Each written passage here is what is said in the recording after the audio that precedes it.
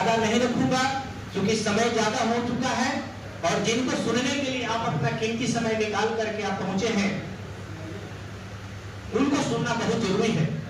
मैं बहुत कम शब्दों में अपनी बात को खत्म करूंगा। सम्मानित साथियों, आप जानते हैं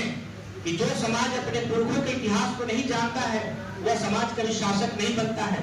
आदरणीय नेता हमारी बहन जी बार बार कहती है कि इतिहास से हमें प्रेरणा मिलती है, प्रेरणा से जागृति आती है, जागृति से सोच पैदा होता है, सोच से साहस पैदा होता है, साहस से शक्ति पैदा होता है, शक्ति से तब हम शासक बनते हैं। आपको पता है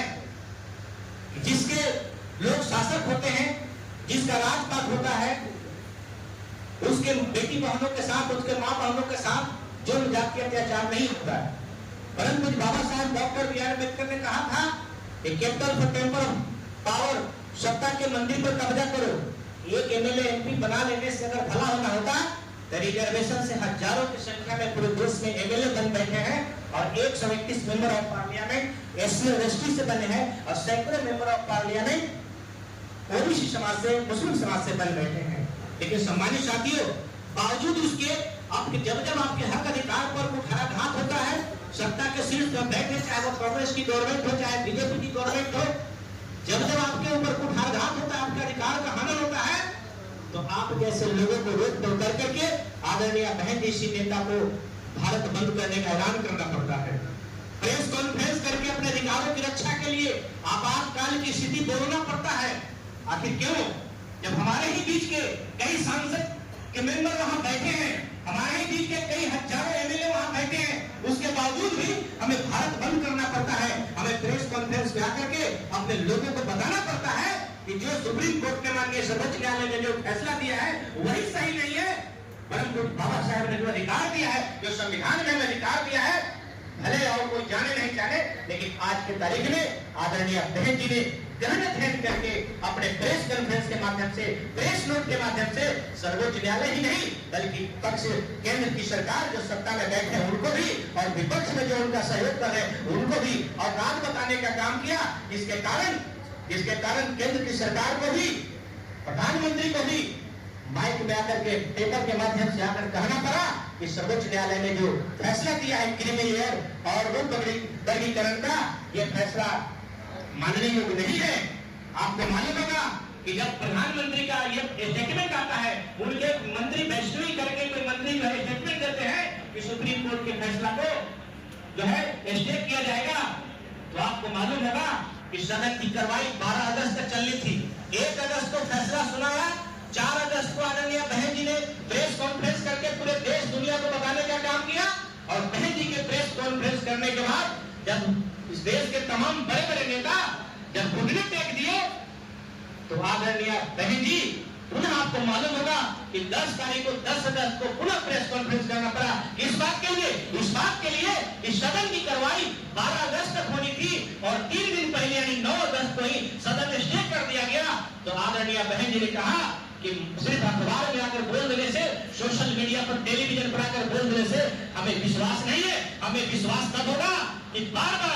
बार हमारे रिजर्वेशन के साथ जो छेड़छाड़ होता है, अगर सरकार की नीयत अगर सही है, अगर पक्ष और विपक्ष की नीयत सही है, तो रिजर्वेशन की कैटेगरी को 9वीं अनुसूची में शामिल करो और विशेष सत्र बुला करके संविधान संशोधन विधेयक ला करके संविधान पीठ को जो है संविधान पीठ पटल पर रख करके सुप्रीम कोर्ट के जो निरस्त जो फैसला जो दिया गया है उस फैसला को निरस्त करने का आदेश पारित किया जाए, जिसके बाद इस देश में तमाम लोगों का प्राण खड़ा हुआ। जो चमचागिरी करने वाले विभिन्न दलों का जो पार्टी हो रहे थे उनके अंदर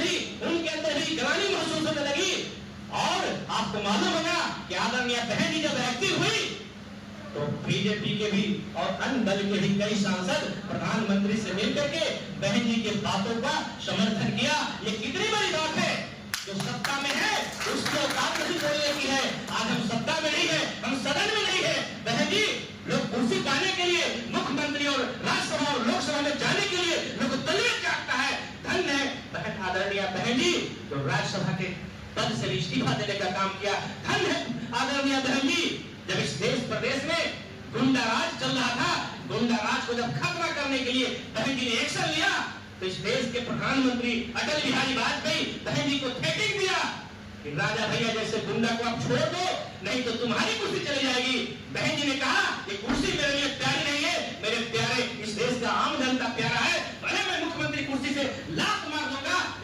स्वाभिमान के साथ समझौता नहीं करूंगा। ये क्वालिटी आदरणीय बहन की तुम्हारी मायावती जी है। अगर ऐसा क्वालिटी अगर किसी में है तो आप नजर उठा के देखिए और बताइए। इसलिए सम्मानित साथियों, जो नेता स्वाभिमान के साथ समझौता नहीं करता है, आदरणीय बहन जी ने कहा, हमारे सतगुरु महापुरुषों ने क्या कहा था, हमारे परम पूज्य बाबा साहब ने अपने जीवन काल में संघर्ष के दरमियान कहा था, जब उनकी बातों को जब दरकिनार किया गया, उनको जब अपमान किया गया, डबल वोट के अधिकार जब उनसे छीन लिया गया, तो परम पूज्य बाबा साहब डॉक्टर बी आर अम्बेडकर ने कहा था, ऐ मेरे समाज के बहुजन समाज और सर्व समाज के लोगों, अगर अपनी तरक्की चाहते, अपनी फला चाहते, अपने बाल बच्चे का अगर खुशहाली चाहते हो तो मरते दम तक अभी 54 का मेंबर कांग्रेस का नहीं बनना। आज अगर कांग्रेस को मानो कांसीराम साहब ने अगर सांपनाथ कहा तो आज बीजेपी नागनाथ है। एक सांपनाथ है, दूसरा नागनाथ है, और सांपनाथ और नागनाथ यानी दोनों के पीछे जो लटके हुए नेता है, चाहे हमारा जात क्यों नहीं हो, हमारा पिछड़ा समाज का व्यक्ति क्यों नहीं हो, चाहे शेड्यूल कास्ट का व्यक्ति क्यों नहीं हो, चाहे मुस्लिम भाई क्यों नहीं हो, अगर ये दोनों के पीछे जो लटका हुआ है वो हमारा शत्रु है, उससे हमारा कोई जातीयता कोई दुश्मनी नहीं है। इसलिए सम्मानित साथियों, अगर परम पूज्य बाबा साहब डॉक्टर बी आर अम्बेडकर के सपनों का भारत बनाना चाहते हैं, इस देश में समता, स्वतंत्रता, बंधुता, भाईचारा और एक अपनत्व का देश बनाना चाहते हैं, इस देश में कोई किसी को छोटा नहीं समझे, कोई अपने को ऊंचा नहीं समझे, गैर बराबरी को खत्म करके समता मूलक समाज बनाना चाहते हैं, समृद्ध भारत की कल्पना चाहते हैं, तो आप इस दोनों से नागनाथ और सांपनाथ से बीच छुड़ाए और जो उसके साथ लगा हुआ है, उसके साथ लटका हुआ है, उससे दूरी बनाए और मानवतावादी विचार को आगे बढ़ाने वाली अपने में आप आगे बढ़ाए, इसको सहयोग करें। यही बात कहकर के मैं ज्यादा कुछ नहीं कहता।